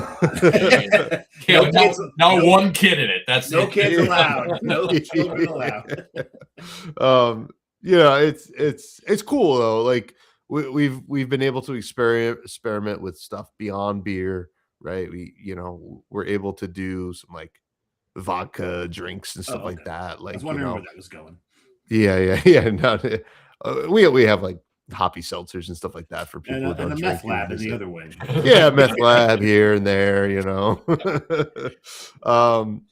Disclaimer, folks: there is no meth lab. There is no meth lab. No. That's a victory. No. Oh, Jesus. Okay, tell them put their keys away. This is friendly co-opetition, folks. At least it is in Jersey, anyway. The one thing it's a great spot. Yeah, we moved to Hershey from Harrisburg in 2011, and as cool as the Harrisburg spot was, this has been amazing. Night and day. I mean, you're there 15 years now, right? So. Yeah. But one of my favorite things about the brewery is the vintage elves. Oh yeah, we have plenty of them. And I've said it many times. And the aged and the cellar aged cellar mad elves, those as well. But there's vintage elves. I've said it many times. Hi, how are you? many times on the show. Mad Elf to me. In the first year it's released is like cherry rocket fuel. Sure. And I've always found it in its first year pretty much undrinkable, except for this year for some reason. Yeah, you know what? I got to tell you, this year's was not as hot as previous years. Did they just make so much last year that they just released last year's? No. I got to tell you, no, and I've told you this before, Tom. I buy 2 6-packs of Mad Elf every year. I put one away and I drink one, and then the following year I buy another 2. I put one away and I take the one from last year out and I drink the fresh one and the one that's a year old every year. And occasionally I will keep one for like a second year. I have 2 bottles right over here that are 2 years old, and I didn't have either of them. I had fresh stuff. I didn't have either, and 1 year old. The 2 that are 2 years old, I didn't have either of them this past holiday season. I will have one of them on our Christmas in July show. A little age on Mad Elf. I mean, even a lot of age on Mad Elf. Will taste. It's such. I prefer a lot. I got to be honest with you. No, it's a fantastic beer. The beer's fantastic, right? It's just really hot and it's pretty. This year, Dave's 100% right. It wasn't as hot as it normally is this year. And it's interesting. Like, this is something, and I'm sure you guys have heard this before, where like, these classic beers from classic breweries, some people say legacy breweries or whatever. We do. We do, and we're all about it too. Okay. And you'll hear people say they change up the recipe, this, that, and the other thing. And speaking from Troegs' perspective, or in regards to Troegs beers, we're not changing up any recipes, right? But you can't say, like, without a shadow of a doubt that certain kind of ingredients aren't going to change, right? We use real cherries in this beer. We use real honey. There's no way to control the honey Yeah. cherries. Or the cherries, definitely. Yeah. And there's no way to control the malt and the hops in any beer. The recipe's the same. Yeah. Where you source the ingredients can be exactly the same. There's no way for any brewery in the world to control what they get. They can only control where they get it from. Exactly. And like, even like, Nugget Nectar, like, never changed the recipe there, right? You know, we scaled it up at one point, right, from Harrisburg to Hershey, but Hershey. You know, that's 15 years ago. But you face challenges that people like the average beer drinker doesn't even realize, right? Like right now, right, our yields weren't the greatest this year, like in terms of like what we got out of our tanks. So we were short like another batch, basically, which is not bad for the amount of that beer that we make. So we had to brew another batch. Some of it's talking about Nugget Nectar. You know, even some of that is coming, like some of the new batch is coming to New Jersey, right? Because we had to cut some wholesalers and stuff like that. And that was supposed to come this week, but there's this thing called hop creep. And the hop creep is this phenomenon where we've kind of like bred hops to kind of like be what we want them to be, but when you do that, sometimes the enzymes don't break down. Oh, I thought a hop creep was an other half fan. Sorry. Hey, you said it, not me. But yeah, I mean, you know, so like you face the challenges like that, like we you know, the beer's gonna take another week. And you're like, all right, well, like it's out of our control, but like these are things that people don't even realize. Like we're using, you know, natural ingredients. Like, you know, there's only so much that you can do about that. Do you oh, for fuck's sake! I thought you were opening donuts. Yeah, me too. I was getting excited. I wanted a donut. I was just showing my new other half glass there. You.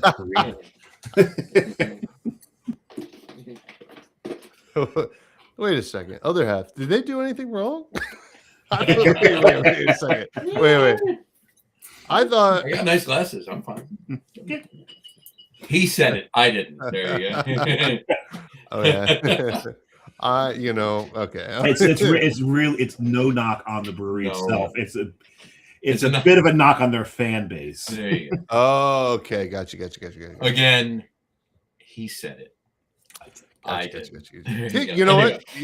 To bring it full circle, Brandon, the 100 and rep that got me my job at River Horse, bartends at the other half location in Philadelphia. So if you're out there, Brandon, hope you're doing well, buddy. Formerly a Goose Island.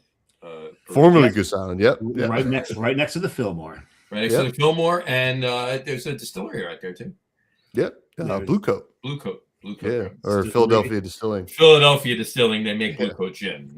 And then there is a Jersey brewery that has a tap room out there. Yeah, Source is right at the block. Yeah, as a matter of fact, when I drank the Sunshine Pilsner. Interesting. Yeah, I saw that Source opened up a place in Philly. It did. They opened right there. Yeah, Fishtown right there. Yep. And and across the street and a block further up, one block further up from Source is the other location, or at this point the only location of Feta Sau. Yes, because the Brooklyn one closed. Yeah. I get the feeling that they lost a lot of business when Spite and Dive closed. Yes. Yeah. And Spite and Dive. Oh, I'm sorry. Give us a moment. Yes. Hold on. Moment of silence for Spite and Dive. Nice. Okay. All right. Yeah. So there you go. All right. So we're talking about the facility in Hershey, which is right next to Hershey Park, which I think is a perfect lead-in to our top three. Oh, segue. Lead it in. So our top 3 list, because of that fact. The worst segue. So I've got to bring this up because I had this buddy. Go for it. Him and I were in Inner Harbor in Baltimore, and swimming or no, we're on the boardwalk. Okay. And riding along. No, we're just drinking. And riding along the boardwalk on a Segway was a rather obese cop. And for some reason, liked his donuts, did he? So what did it? He liked his donuts, did he? Yes, he did. Please don't call me Diddy. But for some reason, maybe I was saying he liked his donuts, did he? You called me Diddy again. Stop calling me you. Never mind. But my friend had this habit of expressing his invasive thoughts. He wanted to body check this guy into the harbor. Oh my God. Jeez. All right. Like, go ahead. I hope you stopped him. No, I had bail money, and it would have been fun to watch. All right. Just saying. Putting the blue in Blue Claw. It's very apropos that you're talking about an event that happened in Baltimore, and I'm taking a sip out of this particular glass, right? Oh, Mr. Hardball. Yes. Happy Hardball Month. There you go. Finally, light at the end of the tunnel. Thank you. All right. Anyway. All right. Now ends our sports portion of the. That ends our sports portion of the sports podcast will be next week. That's the shortest sports portion on that show. Very good. Now, Tom, let me ask you really quick. Sure. For the location you live in, are you a Philly fan? No, I'm a Yankees fan. You're a Yankees fan. He already no. said that. No. Philly sports fan. Are you Giants? No. You know what? It's like I guess like I kind of leaned Flyers at one point, but it's just hockey is just like not. I don't think it's actually for me. So football. I'm a Packers fan. You're a Packers fan. He said that earlier. Yeah. Packers. Yeah. Where was I when he said that? I was talking about right where you are. Yeah. Where was this when he when he said? My mom was a Giants fan. Dad was an Eagles fan. So I went with my grandfather who lived in Wisconsin. You can't see it. Apparently your head was up your crapper. No, I was just pulling up my Packers banner.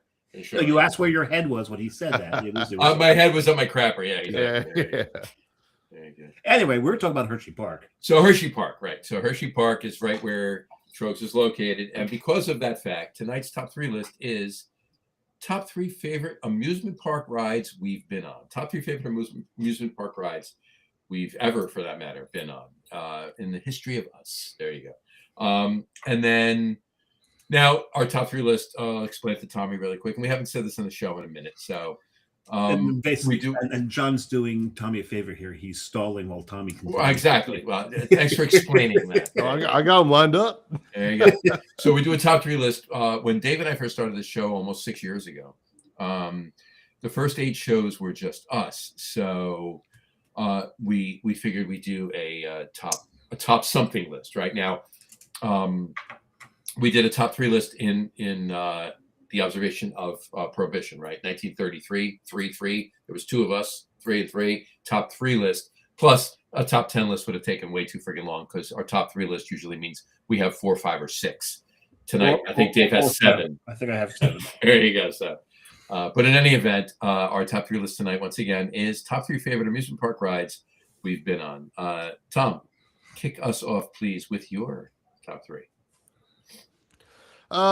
So I'm gonna start with the Gravitron. Is this 3, 2, 1 you're doing? This is 3. Yeah, this is 3. The Gravitron. Now back in I born in New Jersey, and in like 3rd grade, my dad took a job down in Florida. So we moved down there. I went to Catholic school. I was an altar boy. Don't ask. What but- happened? You know what? When I look at you, I see older boy. I do. Yeah. I give off that vibe. Deeply scarred. But they had like a St. Patrick's Day festival every year or whatever, and the carnies would come in, they'd set up, do a little fair, and the Gravitron was the one where it was basically like a kind of enclosed, like almost like a spinning top, right? Mm-hmm. It was an enclosed spinning top that you would go in and you would like basically it would spin so fast that you would like stick to the walls with the G-force, right? And I don't know, that one was always cool to me because the spinning ones always made me sick, but that one didn't.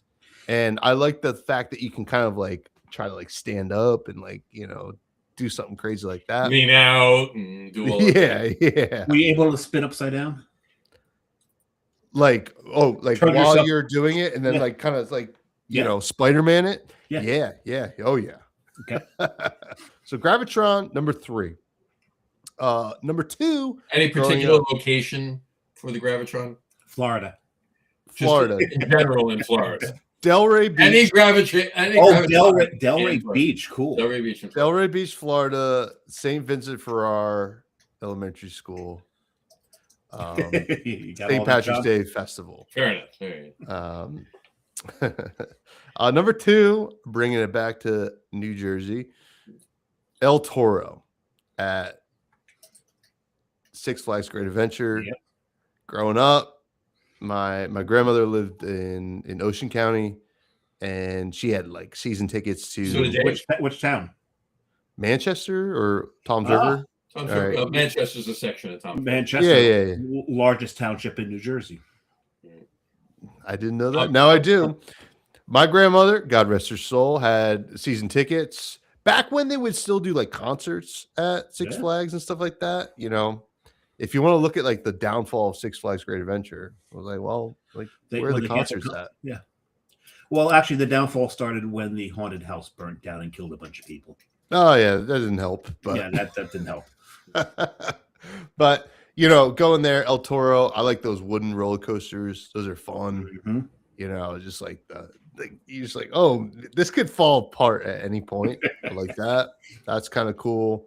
But like that one was good. And then finally to round it back, going back down to Florida, one of my favorite movies of all time is Jaws, and the Jaws like ride at Universal Studios was always so cool to me because I was like, I'm in the movie. And they had like the animatronic shark coming out of the water, and I don't know, it's kind of cool. I don't even know if that operates anymore. Did it scare you the first time you were on it? The first time, yeah, and then the second time, like the second and like, you're looking forward to it. Third, fourth, fifth, you're like, I can't wait to see the shark. So, yeah, Jaws. Love that movie. I watch that at least once a year, and yeah. You're gonna need a bigger boat. Yeah, exactly. Mm-hmm. I mean, there's no better moment. Show in a me movie. the way to go home. I'm tired, I want to go to bed. Exactly. To my head. Yep. So those are my 3. I don't really have any like honorable mentions. I love like water rides and like slides and like doing that. There you go. But that would be my honorable mention. Water rides and slides. There you go. All right. Samurai. Well, one of my honorable mentions is very similar to the Gravitron. At Great Adventure, I used to work at Great Adventure. I was in the games department, not rides, but we'd get in for free. We'd go on the rides. Sometimes before the park opened, they'd be running the rides. You get on the rides before the park opened, or even after it closed sometimes. But like the Gravitron, we had something called the Rotor. Very similar to the Gravitron, but you came in in a door on the side of it. The whole thing was padded. You get in, you stand there, they start to spin it, and then the bottom of it would drop out. And there was no partitions or anything. You could just creep your way all the way around, spin yourself. get yourself far enough up the wall that when it slowed down, you come slamming down onto the floor. There are so many ways to hurt yourself on this thing. It was completely free form. So that's an honorable mention. Another honorable mention, in Disney World, Space Mountain. And the reason it's an honorable mention is, for some reason, they listened to somebody who bitched and complained that the ride was too scary because it was too damn dark. So they had to start letting light in. Back in the day when it was pitch black, your brain did things while you're on this. You imagine the track going one way, and it would start. Then it would go the other direction. Oh yeah. Unless you run it for like the 19th time, and I remember what was happening right? In one day. Yeah. Right. But when they started letting light in, it just ruined the whole. It did. No, you're absolutely right. The mind fuck of that ride. I will concur with him, because the first time I was ever on Space Mountain was 1977. All right. Yeah. I was minus 20 years old. Oh, okay. All right. Now, another honorable mention. But hold on. Before you go forward, I have to say this. All right. And I don't want to say this when I do mine. I just want to, in this envelope of Space Mountain, since it's only your honorable mention. Just do it. Stop explaining. Just go. Exactly. Get on. Exactly. I love Space Mountain. Fantastic. I'm not even going to put it in my honorable mentions or anything. I'm just to say it right here. The darkness of it, just the sheer, and there was laser lights and lights and flashing. But you couldn't see the track. You couldn't see the track at all, right? It was just above you and everything else. Now, so fast forward to 20-something years ago, I'm with my kids in Disney, and I take two of my kids, and we go on the Wedway People Mover. Okay, remember that? Yeah. And it goes through Tomorrowland and everything else. Well, part of the Wedway People Mover went through Space Mountain, and you couldn't see anything. It was still pitch black in there. You're in the car, and all you're seeing is just lights flashing. And when the lights flash, you see a car flying by on the tracks, right? Well, there was something wrong with the ride, and they had it shut down, and they were trying to fix it. So when we were driving through it on the Wedway People Mover, all of the lights were on, and you saw the whole thing right now. And I'm amazed. Now, this is the first time either of these two of my kids are seeing Space Mountain. We went on afterwards, but they hadn't seen it yet. And I'm like, oh my God. And it wasn't until we got out that I realized I had my camera sitting on my lap, and I didn't. Oh, you fool. No. Idiot. I literally called myself an idiot for an hour after that. I would have called you that for about 5 hours or years, sir. Anyway, continue. Sorry about that. So my third honorable mention goes back to what Tommy was saying about wooden roller coasters. Mm-hmm. I love wooden roller coasters, from the Runaway Mine Car at Great Adventure, sure, to the Seven Dwarfs mine car in Disney World, which was the first roller coaster my daughter ever went on, and it was great because she had options of who she wanted to ride it, which, because I want to go with Daddy. Like, yeah, I gotta love that. But in my honorable mentions is something that was called the Mean Streak. So there is an amusement park in Sandusky, Ohio, called Cedar Point. Cedar Point was the roller coaster capital of the United States for the longest time. They were constantly fighting back and forth with Japan for the biggest, tallest, fastest roller coasters out there. At one point, the Mean Streak was the biggest, fastest wooden roller coaster. This thing was so big that, and I told John earlier today, there was a concession stand underneath it. Huh. 2 pathways through the park went under this roller coaster. By the way, this is Dave's way of getting 7 into his top 3. This thing was what I think 206 feet high. That's rather large. It's up there. The amount of timber that was used for this was massive. So that's and then one more, and again, this is from working at a Great Adventure. They had a wooden roller coaster there called Rolling Thunder. Mm-hmm. Oh yeah, remember that one. But every now and then, it was called Red Nothing Allure,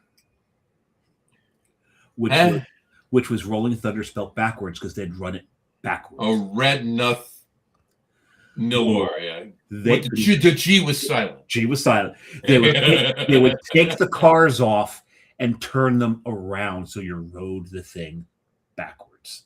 Mm-hmm. But it was only on one side because they had two sides. So one side, if you I remember this. This was right. That was right, yeah. And I loved that. So those are my honorable mentions. Now to my number 3. My number 3 actually comes from Universal Parks, and it's the Islands of Adventure side of it. The Hulk roller coaster. Ooh, nice. That thing was a beast. That was one of my. That was one of the few roller coasters that made me consider believing in God again. It was that thing just flipped you, threw you in all different directions. The G's that thing threw. Love that ride. That was an amazing ride. My number 2 comes from Disney World. The magic that was the Peter Pan ride. It was so tame, but there was this suspension of belief that you were flying over London, that you were overlooking the bay where the mermaids were. Mm-hmm. And I just loved how beautifully rendered this ride was. Very slow ride. You're in like a pirate ship. And that's a ride that only Magic Kingdom can do. Mm-hmm. And again, for another one that was kind of tame, my number 1, and it's my favorite because again, it was just the way what you're sitting in took you through all the different little scenes and vignettes that you saw. Splash Mountain in Disney World. The music, the animatronics, the storytelling that went behind this. And at the very end of it, a sheer drop into water. And you start screaming. And I think that's my favorite ride I think I've ever been on in a amusement park. And I just absolutely love it. There you go. All right. I'm going to go through a couple really quick. Before you do, why don't you catch up on comments? Oh, I got a couple of comments. My sheet is over this. There we go. You're right. Brian Boak said second beer, Ramstein Oktoberfest. That was about an hour ago. And then he said his third beer. No, it wasn't. Quite an hour ago. His third beer, Ramstein beer, winter wheat. All beers on draft tonight. There you go. There you go. That's living it up. And Day Tripper 6975 toasted us. Cheers, Day Tripper. Cheers, buddy. Cheers. There you go. I don't think I've ever cheers while killing a mad elf. A mad elf. There you go. There you go.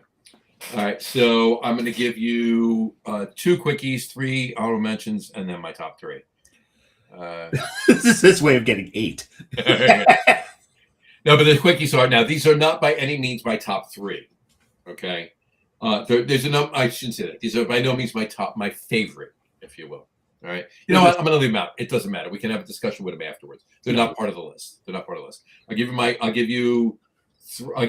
honorable mentions. And wait a second. If one of those that you're going to throw away was the one you were going to mention about Traction Park, you better put that back in. Well, all right, then I'll do it. Okay, I'll give you because Traction Park needs to be mentioned. I'll give you the 2 that aren't part of the list, and I'll give you my 3 in that. There you go. All right. So my one that's not even part of the honorable mentions that I just want to discuss. We'll call it the one in Traction Park. Now, Dave and I talked about. It's actually we're calling it Traction Park, Action Park. It's Action Park. It's no longer there now. It's Mountain Creek.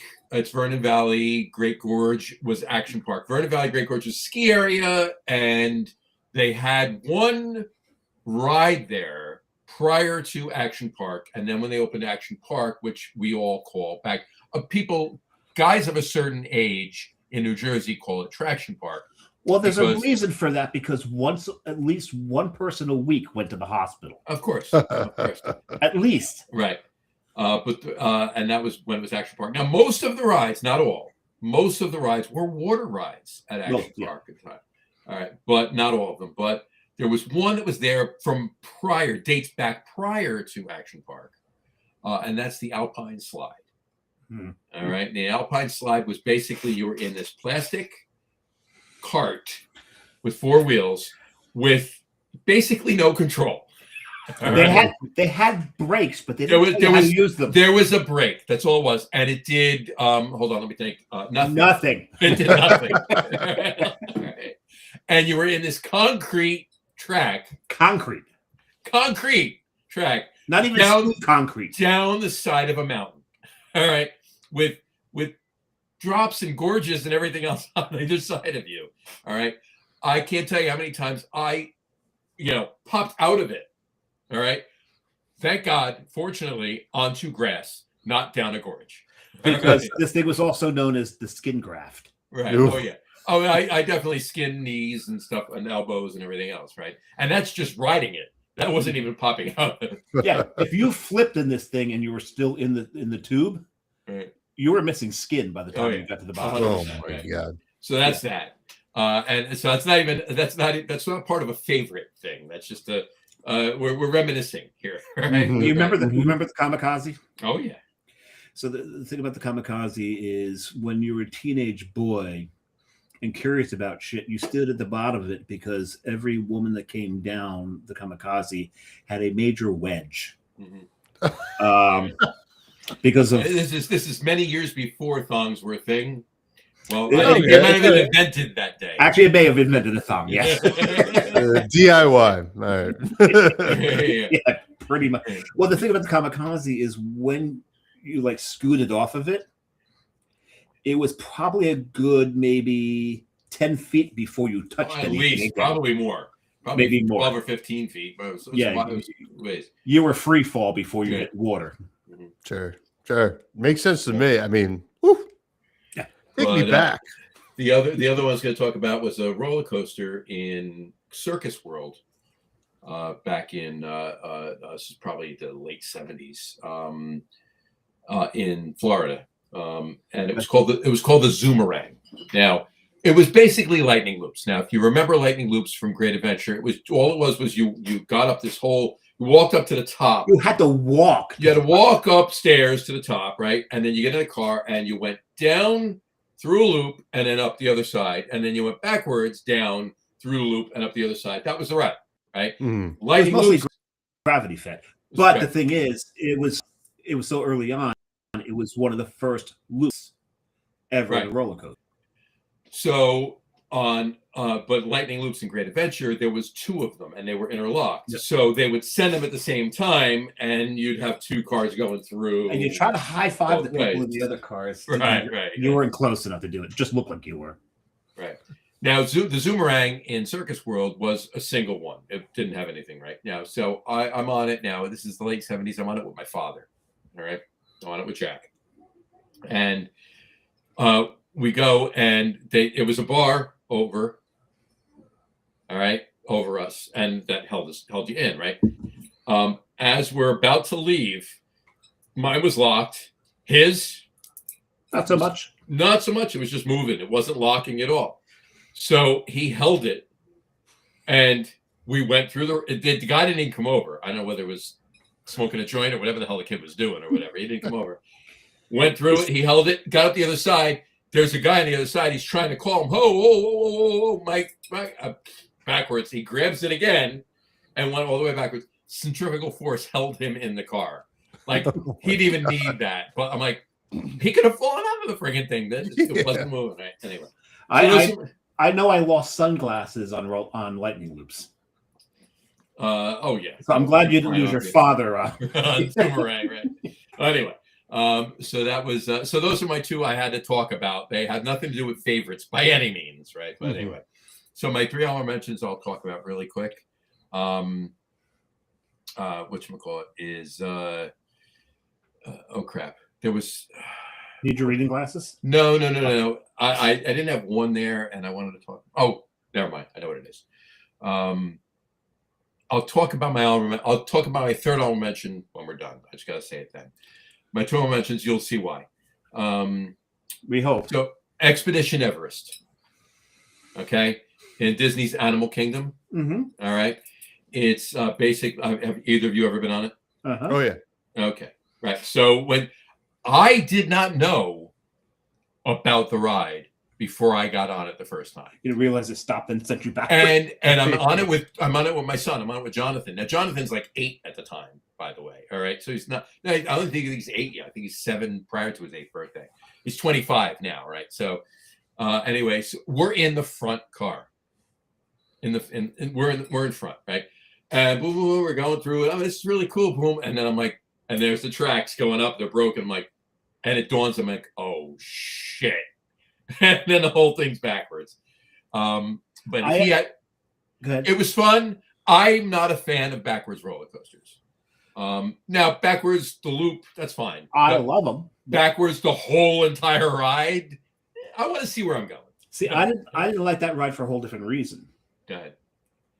It was one of the first ones I went on where it had that big thing over top of you. Mm-hmm.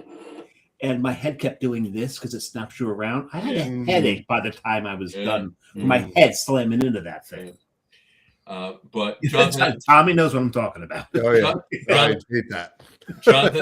Jonathan had a pisser, so it was a good ride. So that's what I will mention, right? My second honorable mention is the Great American Revolution, and that's in Magic Mountain out in Valencia, California. Okay. All right. It's if you remember the movie Vacation, the original Vacation. Yep. It's the one they go on. I think it's called On the. Oh, right. What was the name of that? What was the name of the music? What did they called it? The Whippersnapper. No, I know what they called the. Okay, but what did they call the park? There was the Moose and. Wally World. Wally World. That was yeah. Wally World. Next 3 exits. There you go. Right. It was out in Magic Mountain. So that was the it's a single loop roller coaster, right? So that was a cool ride. But that's my second one I mentioned. My number 3 of my top 3, it's a lead-in, is also at Magic Mountain, Six Flags Magic Mountain out in Valencia, California, is the Colossus. It's the wooden roller coaster that you see at the end of Vacation. Right. Okay. First time I was on it was like just after Vacation came out, and I'm out there with my father. I'm 16-ish, something like that, and we go on it, and it was probably the best wooden roller coaster I'd ever been on. Time now it's called the Colossus. It closed in 2014, so it's no longer there. There's another wooden roller coaster that they built another one, but that one's gone. But it was a really cool roller coaster. And I always remember this story too. I remember this. We're sitting next to him. He was wearing, a short sleeve button-up shirt, and he had a cigar in his pocket, in the breast pocket, right? As we went down the first dip, the cigar came out of his pocket and went flying back. That was great. So in Disney World, in Disney Studios, mm-hmm. You've got the Tower of Terror. Mm-hmm. I had something in a pocket when it dropped. Mm-hmm. The cool thing was when it stopped and you went back up, you got it. No. As we dropped, it came out of my pocket slowly. Yeah. And I just went. Grabbed it. Well, that's what happened on the roller coaster. He was watching the cigar like levitate out of his pocket, and it went up and up and up, and it just took off. He was like amazed more than thinking of grabbing it. I was too stunned.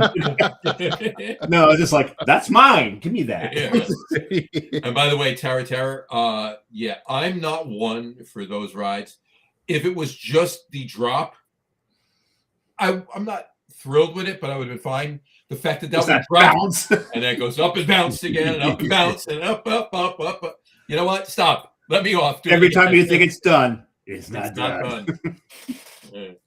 Anyway, so that's my number 3. My number 2 in Busch Gardens in Williamsburg, Virginia. The beer garden. The beer garden. That's my number 2. That ride is amazing. Yes. No, it's the Loch Ness Monster. If you notice, the theme to all of mine are roller coasters, right? The Loch Ness Monster. I'm a big roller coaster file, if you will. Anyway, under what? I file it under whatever. File it under nut bar. The Loch Ness Monster is really, really cool. It's a double loop twin loop roller coaster. They're interlocking, and you're riding both of them, right? So You go through, you go up at the drop, you climb up, it's super high. And then I don't know if either of you have been on Loch Ness Monster in Williamsburg, Virginia. It drops, that first drop is like 175 feet. It's almost straight down, right over to like 5 feet over water. And then you're back up the other side. And you go to, it's a really cool roller coaster. Well, my number one. And it's for a few reasons. Several, I might say. Right. And that's the Super Duper Looper in Hershey Park. Oh, we actually had one in Hershey. Okay. All right. Now, the reason you obviously would think that I'm using that as my number one tonight, yes, it's one of the reasons because obviously Troegs is in Hershey. But it was the first loop roller coaster I had ever gone on back in 76 or whatever the hell it was. And it was the first loop roller coaster that my kids had ever gone on. And I took that on. And John also accidentally lost his virginity on that roller coaster. I did. Accidentally. In 76. I didn't mean to. It just happened. Did you sign the declaration that year too? Of course, I did. Now, Tommy, you're right there. Have you been on any of the rides at Hershey? Here's the kicker, folks. I've never been to Hershey Park. I've been in Hershey. So out of the three of us, I'm the only one that's been to Hershey Park. Well, no, there's been more people. Just Tommy and I. I just said of the three of us. Oh, of the three, I'm the only one that's been to Hershey. It's one of those things like, I should go up early one meeting and just do it, or stay late. You should. And I haven't done it yet. It'll happen. It's Well, the funny thing is, like my older kids are going on, and my younger daughter, she's like walking around. What the hell are you doing? I'm like, walk over. Oh, no, you're not going on without me. You're too young. Rachel, what's going on, right? And so so we all went on. That was the first. So it's the first loop roller coaster I ever went on. It was the first loop roller coaster they ever went on. So that's why it's my number one.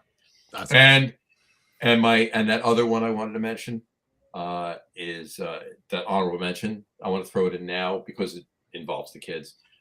It's not a roller coaster at all, and it's very tame. Call it tame ride. It's also in Disney, and that's the Haunted Mansion. Oh yeah, good one. Great call. The Haunted Mansion. So I actually have. So when the Haunted Mansion hit its, I think, 50-year anniversary, they threw a huge party, and there's all these swag bags that they gave out. In the swag bags was a Hawaiian type shirt. Nice. And it had all these frames on it from all those pictures with the moving eyes. With the moving eyes. Oh, yeah. And before the event was over, these were all up on eBay. And I was watching. And I got one of them. Nice. And so after I got it, when I went to Disney, when we went to Magic Kingdom, I wore it. Nice. I can't tell you how many people went, that's such a cool shirt. And then we went on Haunted Mansion. There you go. And online, just the conversations online, then we get into the ride. And, you've got that ghoul that's, introduces you to what's going on. You're in that room that goes all black, and they're like, ooh, yeah. And they look at me like, where'd you get that shirt? Right, breaks character immediately. Yeah, that's a good call. I hadn't thought about that one. Nice. Yeah. That's because Disney. Come on, think about it. Pirates of the Caribbean. Oh yeah. Mm-hmm. Pirates of the Caribbean and Pirates of the Caribbean. Both of them. Yeah, both of them. Here's the cool thing: is after the original and the sequel. Exactly. Right. After the movie came out, if you were on that ride, because they retooled the ride to. Oh, it's nothing like it was. Well, it's a little. It's very much like it is, but there's a few things they added just to because they put Jack Sparrow in it, Barbossa's in it, and all that. But if you were ever on that ride, and you see two Jack Sparrows, one of them is Johnny Depp. Oh, he's there? Every now and then, he will go and act on that ride. So there's the animatronic one. And if you see a second Jack Sparrow, it's actually Johnny Depp. He's the only person they allow to do that. Wow. And he does it every now and then. If he's in Florida, Johnny Depp takes the costume everywhere he goes. Mm-hmm. And there's times where he will take the costume, put it on, and visit children's hospitals. Nice. And there was one time they had this kiosk, and so they had Captain Jack Sparrow on the kiosk, and people would go up to it and then talk to it, and it would reply back. But there was a camera so that the person playing Jack Sparrow could see them. And it was actually Johnny Depp. They didn't realize that they're talking to Johnny Depp the whole time. Nice. Yeah, he loves that role. From what I understand, they're doing a 6th one, and he's coming back. Oh my God. Not surprised. Take the money. Actually, I really think he just loves the role. Mm-hmm. I think he does too. I think he just loves the role. And the fact that Keith Richards was his father in it. There you go. And remember who his uncle was? Who played his uncle? His Uncle Jack? Was it Alice Yeah, Cooper? it was not Alice Cooper. It was Paul McCartney. It was Paul McCartney. Yeah, you're right. It was Paul McCartney. Paul McCartney. Oh my God. Yeah. I love that. I love you. Anytime I hear Keith Richards, I love the picture. Keith Richards Holding a baby, and it says, "Here's a baby picture of Betty White being held by Keith Richards." Love it. That's great. And then there's the picture of God and Adam. Right? And Adam's going, wait a second, who's him? Who's he? Oh, that's Keith Richards. He was here when I got here. he was here when I got here. I love it. We got another comment from Brian Boak. He said, I went to Hershey for an RV show last year and went to the brewery afterwards. We remember. Very nice. Yes. Remember it too. Yep, absolutely. We do recommend, go to Hershey, have fun, get to the brewery. Yeah. Get the damn pretzel. You get the pretzel. Get the Everything pretzel. else on the menu is great too. It is, but you got to get the pretzel. Exactly. All right. What events wise, what's coming up this year for Troegs? At the brewery, in Jersey, in Pennsylvania, throughout the rest of the states, whatever. I can only really speak to like Jersey mostly, but doing a sampling at ShopRite Westfield This Friday, right? This Friday. I heard about that. You heard about that one? I did. Next week, or actually like tomorrow, if you're listening to this live, tomorrow at Hops Bar in part of Famous Frog in Morristown, I'm doing some bingo. So they reopened Hops? Oh yeah, Hops has been open. Oh, because I don't think it ever closed. No, they did close for a little bit. Maybe during COVID, but yeah, they're back and they're raring. Yeah, we're doing bingo tomorrow. Just like Troegs, we're gonna do that the last Wednesday of every month. Second Tuesday of every month, I hang out at Revolution in Morristown. Revolution Bar. That's cool. It's a very, very, very far drive from Hops. Revolution. Yeah. Or Stumble. Some say a hop, skip, and a jump. But next week is our biggest and longest running Nugget Nectar event forever in New Jersey. It's at Andy's Corner Bar in Pagoda, New Jersey. Nice. That is on Wednesday, the 4th, February 4th. If you've never been to Andy's Corner Bar, the best bar in the state. It's fantastic. If you love craft beer, yeah. and if you like just a cool bar, right? BYO food, which is awesome too. Just a great time. George and Barb are fantastic. They're great people. Great, yeah. George and Barb, the best.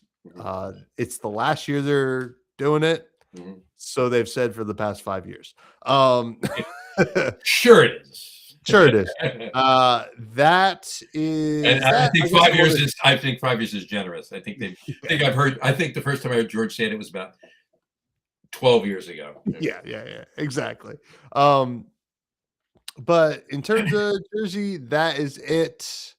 There'll be at some beer fest around the state in the next couple of months as well. Are you doing the last AC Beer Fest? Maybe. we will see. I think that's a tentative yes.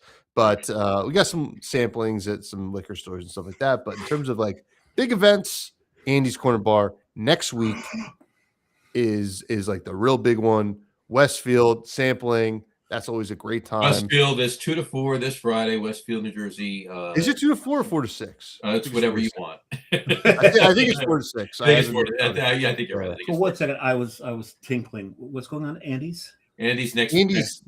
Next week is our biggest Nugget Nectar event of the year in New Jersey on Wednesday.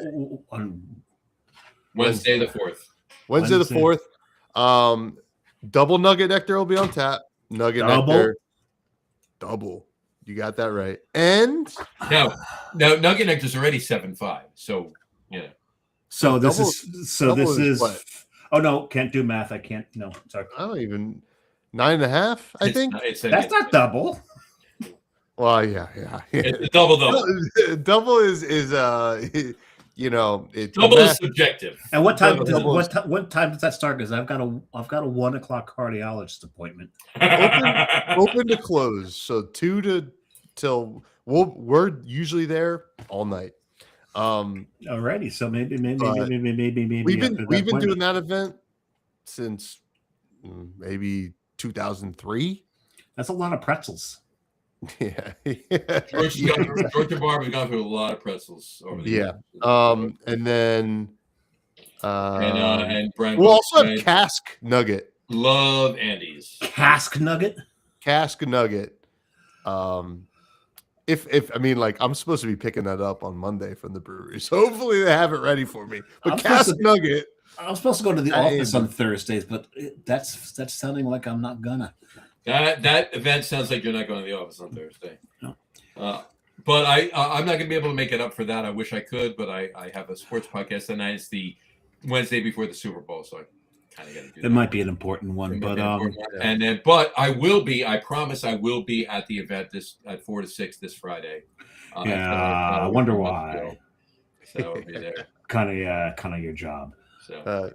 Yeah. Well, thanks for having me, guys. It's been a lot of fun. Well, we do have one more point of order before we leave. Please do. It's one more of the days. It is International Port Wine Day. Put that up really quick. So I'm going to sign off with a little bit of port wine. I don't know if John said he was going to join me, but it does not look like he's ready. I'm not ready. I'm still drinking my Troegs. So. But I'm actually. This one's. I usually have much more expensive port than this, but this is not a bad port. Graham's 6 grapes. It's a damn good Nice. John knows I like the 30-year and the 40-year ones, and but saving up for a trip in May. So you Cheers. Okay over there? You okay? Yeah, I'm trying to reach your port. I don't have any port. I'm sure I have some port barrel age. Oh, I love port barrel age. Everything. Yeah. What do you got there? I'll join you. I'm gonna have a little Founders Reserve Sentiments. Sentiments is some good stuff. That's a ruby, isn't it? It's a ruby. Yeah. It is a ruby. Sláinte, gentlemen. Oh, it's very nice. Just a little bit. I've got to get the port though. I know just enough about port to be dangerous, and I need to go to Porto to learn what I don't know. Book it. Book the flight now. I think you need to. I think that'll be next year's trip.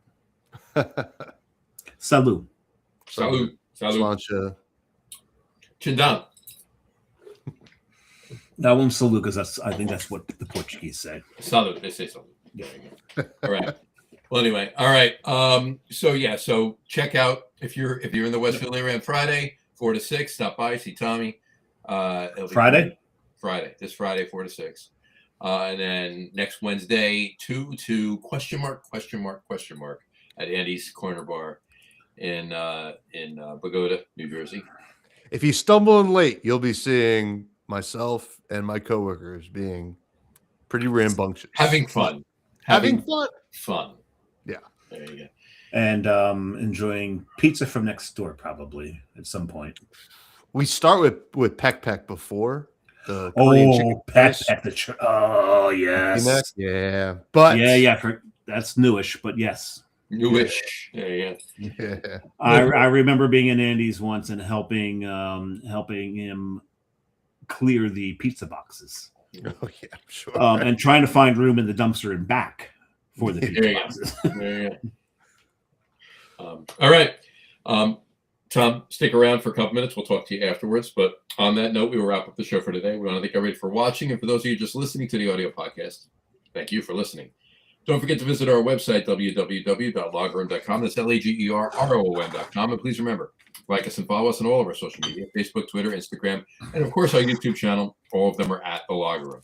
Remember, we go live with the video podcast on Facebook, YouTube, X, and Twitch every Tuesday night around 6:30 p.m. Eastern Time.